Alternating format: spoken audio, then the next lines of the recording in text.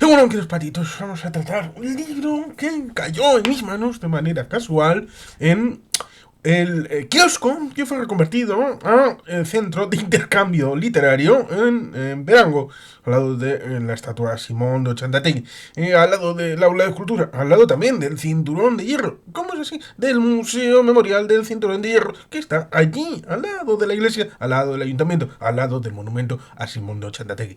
Un lugar, este kiosco, donde antes se repartía la prensa diaria, y hoy la gente puede ir, como este libro, Bilbao en Gris, de Fernando Maura, puede ir, dejar, coger, intercambiar libros, también otros productos culturales, lo cual me remite al hecho de que la gente pueda hacer lo mismo en otros municipios donde los kioscos de venta diaria están siendo retirados, pero a la vez pareciera que están físicamente siendo retirados los kioscos en sí, pero se les puede dar una segunda utilidad, una utilidad hecha social, peer-to-peer, de reconversión a través del intercambio ciudadano de productos que pueden ayudar a la difusión de elementos culturales, aunque no sea del todo de mi gusto este libro de cerca de 300 páginas, que tiene una letra bastante grandecita. A veces las líneas de diálogo hacen que la página sea,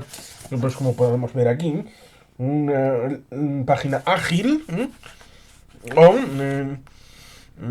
podemos encontrar otras páginas en donde la letra está más aprejuntada, rejuntadita. Y por tanto aquí nos encontramos una dualidad en un libro que se llama Bilbao en Gris, y que, como dije, precisamente, nos podemos encontrar, por ejemplo, dedicatorias como esta. Es un libro dedicado, que a veces pasa, ¿verdad? Libro dedicado el día 25 del 11 de 2003, María Dolores Igartua. Y parece que alguien terminó no queriendo este libro. Nos podemos encontrar. Vamos primero con el... ¿Quién es? ¿Quién es?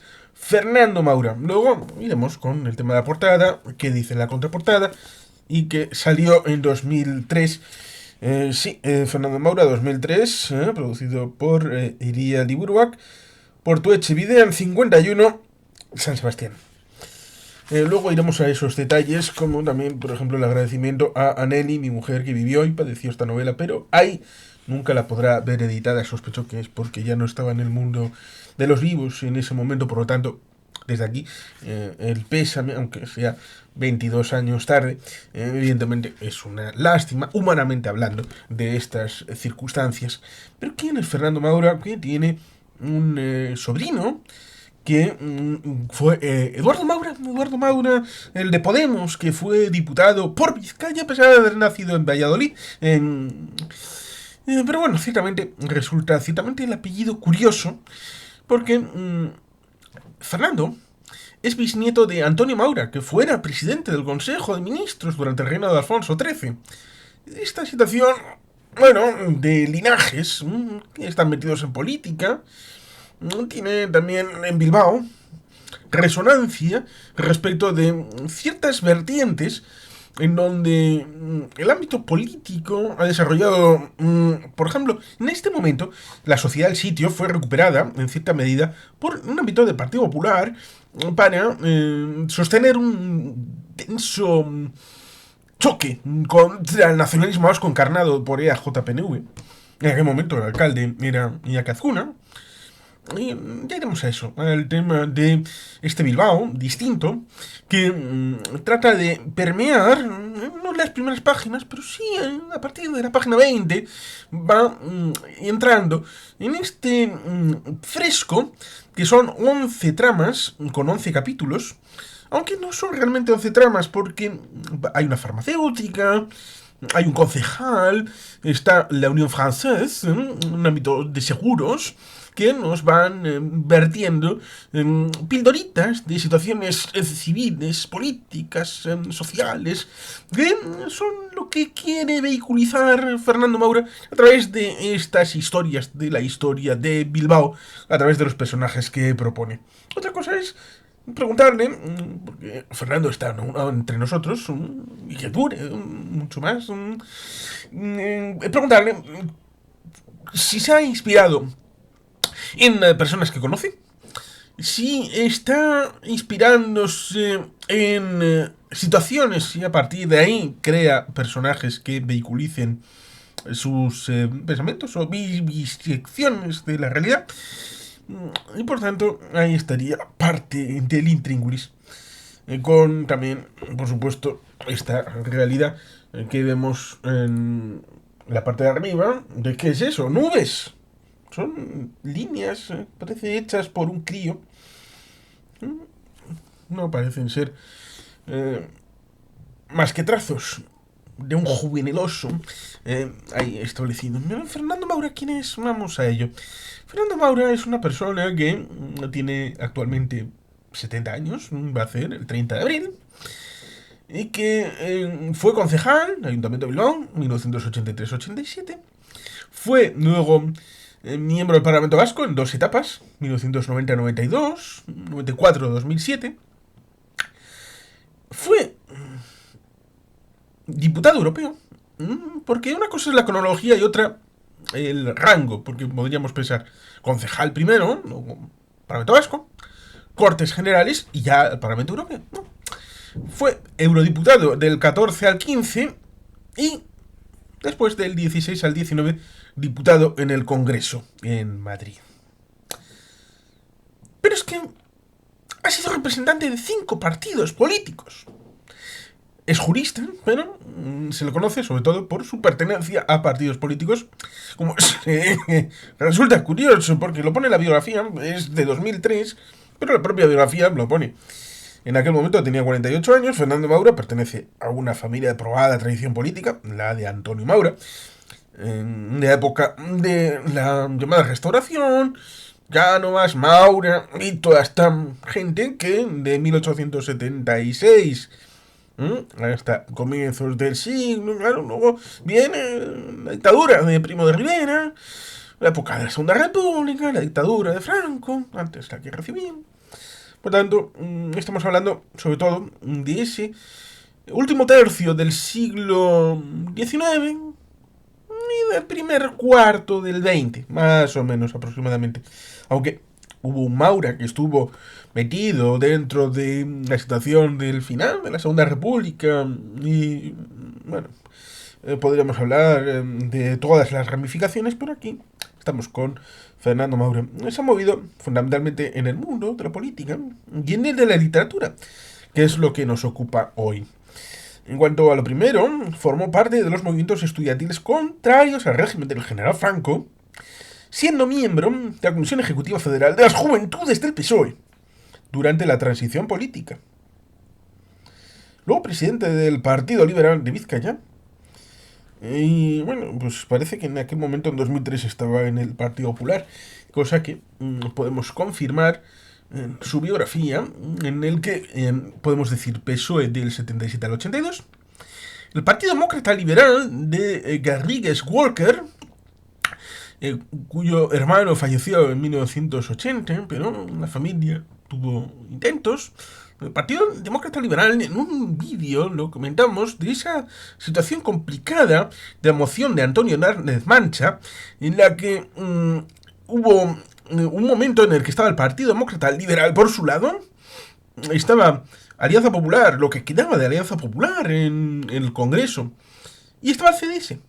Con lo cual, de haber habido una confluencia de intereses entre el Partido Demócrata Liberal y el CDS, o podrían haber dado el sorpaso, como intentó Ciudadanos al PP en el año 2019, 18-19, con la idea de ser más que los otros y por tanto liderar el espacio de centro derecha en el Estado español.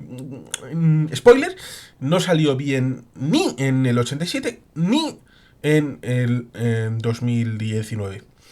Y al final, pues el Partido Demócrata Liberal se disolvió y Fernando Maura ingresó en el Partido Popular cuando se refunda en 1989-90 con el Congreso de Sevilla. Y en el caso de Ciudadanos, pues se ha disuelto y sus remanentes han ido cada cual por su lado, muchos al Partido Popular. Y ahí está, entre el 89 y 2007, como representante del Partido Popular, sobre todo en el Parlamento Vasco, Fernando Maura. Y luego el muchacho tuvo problemas mentales respecto de lo que el PP estaba haciendo. Porque recordemos, en el caso del PP hubo el Congreso de Valencia 2008. Tenemos aquí un vídeo específico de un libro de José María. No, José María Aznar sí tiene libros, pero alguno tenía que ser de Federico Jiménez Los Santos, el libro de María Complejines, el libro de Mariano Rajoy que hizo. Y ciertamente en él también comenta este tipo de cosas, porque hubo sus más y sus menos respecto de lo que podía o no ser. Y resulta curioso, porque creo que se lo he escuchado a alguien decir que en el PP, cuando hay una lista única, se tiende a ir a una lista única, cuando intentan hacer una lucha interna, esto está mal visto. Está mal visto y suele salir bastante mal. Y no hay nadie que haya intentado destruir al líder, lo cual, esta hipótesis general tiene también sus excepciones. Bueno, solamente una, Isabel Díaz Ayuso, con el caso de la debacle respecto de Pablo Casado. Pero también había tenido su dificultad a la hora de ser elegido en primarias abiertas, en las que en teoría tenía que haber sido Soraya, pero unieron en segunda vuelta los votos Cospedal y Casado, y la cosa pues ya venía viciada de origen. Por tanto, aquí tenemos una situación en la que bueno, en el PSOE hubo sus dificultades con el señor Zapatero, en aquella primera legislatura tan combativa, del 2004 al 2008, y surgió UPyD.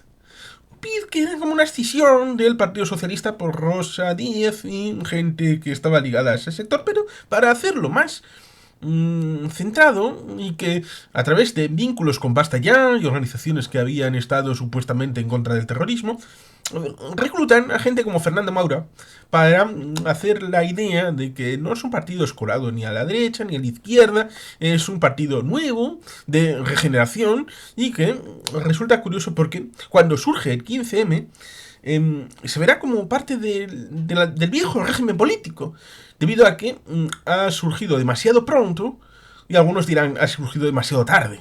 Demasiado tarde porque no llega en un momento de tranquilidad en donde pueda reunir gente. Pero claro, ¿qué tranquilidad ha habido desde 1993-95? Cuando, bueno, ciertamente luego nos encontramos la segunda legislatura de Aznar, tan polémica y agria, sobre todo los dos últimos años, 2002-2004, que es precisamente el momento en el que surge este libro. Bueno, por lo menos surge editorialmente hablando, aunque tiene reminiscencias de cosas de los años 90 en algunos momentos, lo cual resulta curioso porque en otro momento nos encontramos con BBVA, que solamente el descabalgamiento de Emilio Ibarra Churruca y de Pedro Luis Uriarte como presidente y consejero delegado del banco a finales del 2002, con la obligación de imponer a Argentaria, la A, pero A de Aznar, en el banco. Aquí hay una referencia que pone BBVA explícitamente, lo cual resulta ciertamente curioso porque en algunos momentos de la narración hay anacronismos y en otros hay cosas como esta que son de candente actualidad en el momento en el que se publica el libro de este Bilbao en gris. Va a UPyD. Y entre 2007 y 2015 está en UPyD. Y luego tuvieron sus más y sus menos ahí dentro, sobre el liderazgo mesiánico de Rosa Díez, y el hecho de no saber cambiar porque la ola que llegó en 2014 arrasó con toda la vieja política, en teoría. Ahora hemos vuelto a un cierto bipartidismo de nuevo, aunque todavía está ahí coleando Vox, pero quitando eso, el bipartidismo está volviendo, está volviendo. En ese momento, mucha gente que estaba en UPyD da el salto y va a Ciudadanos, cosa que es lo que ocurre con Fernando Maura. Y Fernando Maura será primero diputado a Cortes en ese 13 de enero de 2016, en esas elecciones de finales del 2015, y resultará ciertamente curioso porque en ese final de... Después de lo que ha supuesto una elección europea, fue eurodiputado por UPyD y después candidato por Ciudadanos. Por tanto, aquí hay un espectro en el que no fue cargo público por el PSOE, pero tuvo implicancia en su juventud. Luego es cargo público, PDL, Partido Popular, Alianza Popular, concejal en Bilbao. Luego, Partido Popular, de 92, 90, 94, 2007. Y luego UPyD y Ciudadanos. Un abanico importante. Supongo que ya por la vejez no le ha dado para dar el salto a Vox, como cierto señor Bustelo, que sí, que bueno, también ha tenido un recorrido así curiosón. Hay gente así en la historia desde la transición. Por tanto, ahí tenemos Fernando Maura. ¿Quién es Fernando Maura? Con libros, como podemos ver, Conflicto en Chemical, Burguete, 1993, Último día de agosto, Burguete, 1995, El doble viaje de Agustín Ceballos, de Burguete, 1999. Luego, un poco de pinceladas de elementos políticos en forma de ensayo, sin perder la dignidad, diario de un parlamentario vasco del PP, temas de hoy, 2001. Y luego sale Bilbao en gris, Iría, 2003. ¿Por qué digo todo esto? Porque en ese año 2003, 2002-2003, había, a través de ese martillo pilón de José María Aznar y del PP, una lucha contra todo. Y cuando digo contra todo, contra los que hablaban del Prestige, contra los que criticaban la bodísima en el Escorial, contra aquellos que hablaban de paz en el País Vasco porque eran heraldos del terrorismo, contra los trabajadores a través de los sindicatos. Había mucho frente en cuanto tenían esta idea de ir a la contra y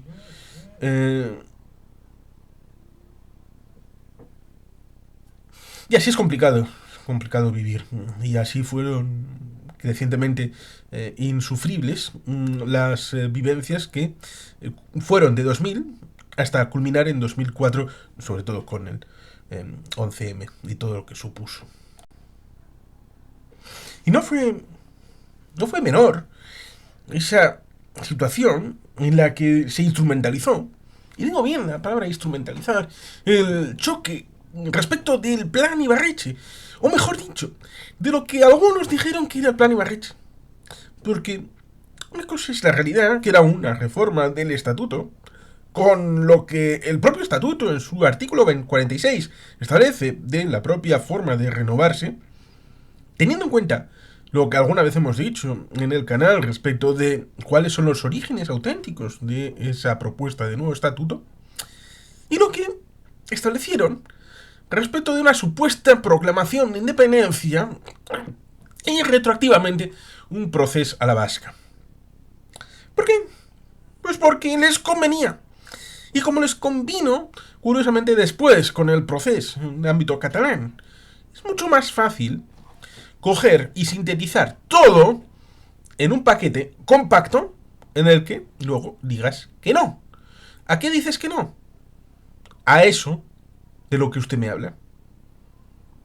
Haces una jugada de falacia de hombre paja, la creas, no sé, tótem de paja, y después lo atacas y lo quemas. Eso es lo que intentaron hacer, y con cierto éxito mediático, a pesar de que, precisamente en 2001, de ahí el tema del libro anterior a este, de Fernando Maura, Bilbao en gris, en ese 2001, las elecciones que funcionaron contra el duopolio PP-PSOE, en el que Ibarretxe hizo 33 escaños, no fueron 34 como los que tuvo Garaycochea en 1984, pero se le acercó bastante, y obtuvo un mandato para no solamente no ser mayor oreja del PP, ni el señor Nicolás Redondo Terreros del PSOE, que muy poquito después se vio descabalgado por un tal Pachi López en el año 2002.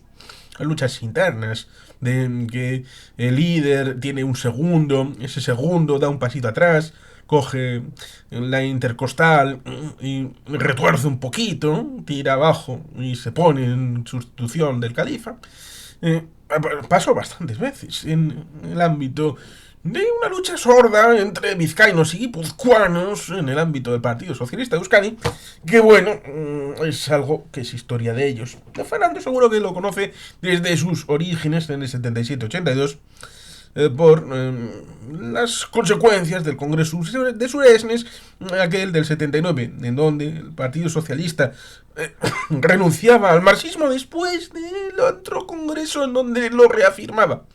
Y al reafirmarlo, Felipe González dijo que se daba de baja y que se quitaba de medio. Y como el líder carismático era Felipe González, pues dijeron, bueno, pues por la paz una Ave María, y ya hay que ir a misa, pues se va a misa, porque París bien lo merece. Y por tanto, este libro tiene ese trasfondo del momento en el que se publica.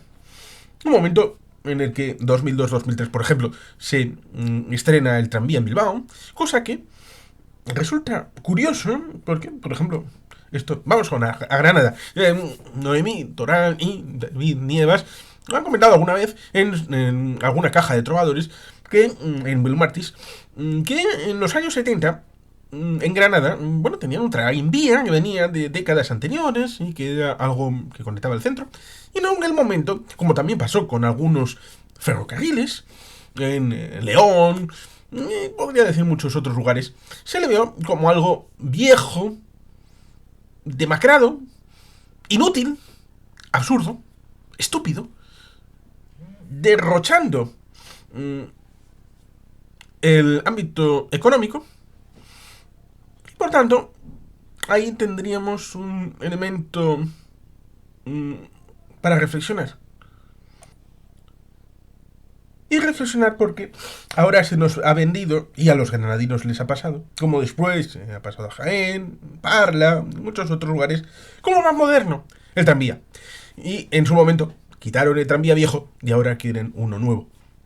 Y esto pasó en Bilbao. En Bilbao, en algún momento, alguien pensó que el tranvía era una locura de viejo.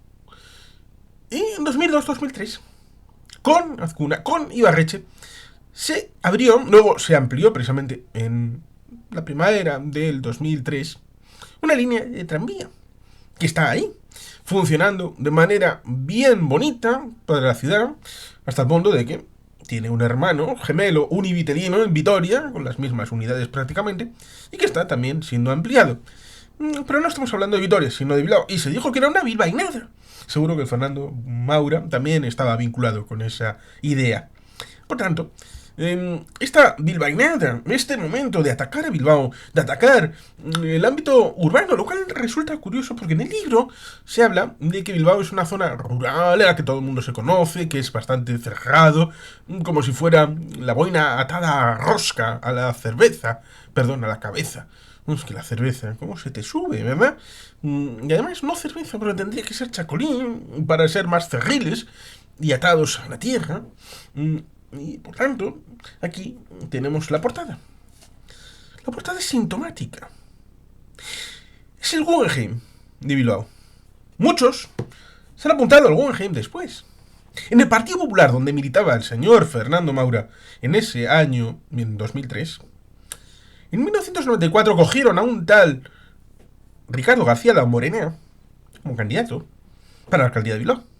Pero en ese 1994, creo que fue a través de la COPE, salieron cosas que le incriminaban con los GAL. Y por eso pusieron a una jovenosa, a una chica, como candidata en 1995. Y esa mujer dijo que si era elegida alcaldesa de Bilbao en 1995, su primera medida sería paralizar inmediatamente las obras del Museo Guggenheim de Bilbao. Por tanto, que después del éxito que supuso la inauguración con una víctima, Chema Aguirre, Udari, tiene una placa, y yo siempre que voy al museo me acerco primero a la zona donde fue atacado por los terroristas. Que esta gente después se ha subido al carro, cuando solamente las Curain lo ideó. Ni siquiera Joseba Arrey tuvo una idea clara de lo que era. Y esa era portavoz del gobierno vasco. Era portavoz y miembro de cultura del gobierno vasco. Solamente el PNV y el núcleo duro, sobre todo el vizcaíno, fueron aquellos que vieron claro que el museo era una realidad necesaria y tuvieron a bien hacer una defensa férrea de un proyecto que ha puesto a Bilbao en el mundo. Y después nos encontramos con esto. Ese Bilbao cerril, ese Bilbao supuestamente auto... Incluso con una cosa que me ha alucinado, que vincula a Fernando Maura con Ayuso. Porque habla de que en Madrid hay libertad. Es un ámbito de situación en la que uno puede vivir la vida plenamente. Y lo dice una... ¿Cómo decirlo de manera ofensiva? Una boyera. Una lesbiana. En el que vivía en Madrid, pero luego la trasladan a Bilbao. Y Bilbao se le queda pequeño. Que Bilbao se le queda pequeño. Resulta ciertamente alucinante. Sobre todo cuando en 2011, en las elecciones municipales, alguien del Partido Socialista dijo que el PNV era un partido rural y jamás era capaz de ganar en las ciudades. Y por eso era refractario, a pesar de que el PNV ha gobernado Bilbao desde 1979 en todas y cada una de las elecciones municipales que se han producido. Y que gobierna también en Baracaldo y en muchos otros municipios del Gran Bilbao. Por eso, resulta ciertamente alucinante algunas cosas inferidas en el libro como trasfondo respecto de personajes que tienen esa idea. Cuando ahora tenemos un Lehendakari llamado Pradales, y aquí hay un tal Roberto Gómez, que por el tema de los apellidos es del PNV, pero entonces tiene una dificultad porque no le pueden hacer crecer. Y bueno, cosas que son tópicos. Tópicos que Fernando Maura trufa a lo largo de la narración, aquí y allá. Y es ese trasfondo de cuál es el pensamiento, de cuál es el Bilbao que él piensa. Porque ciertamente, lo mismo que hay gente ligada a el Partido Socialista o a la izquierda española en el ámbito vasco, como puede ser el hecho de que en Indalecio Prieto en el 2000, ¿cuándo fue? ¿En 2009? Cuando le cambiaron el nombre a la estación del norte, llamando por Indalecio Prieto, aunque podría haber llevado muchos otros nombres. Fue una imposición del Ministerio del Partido Socialista. Indalecio Prieto en 1933 salvó parte de la República en ciertas personas por las minorías en las elecciones del 33 para que mantuvieran su cargo en las Cortes republicanas.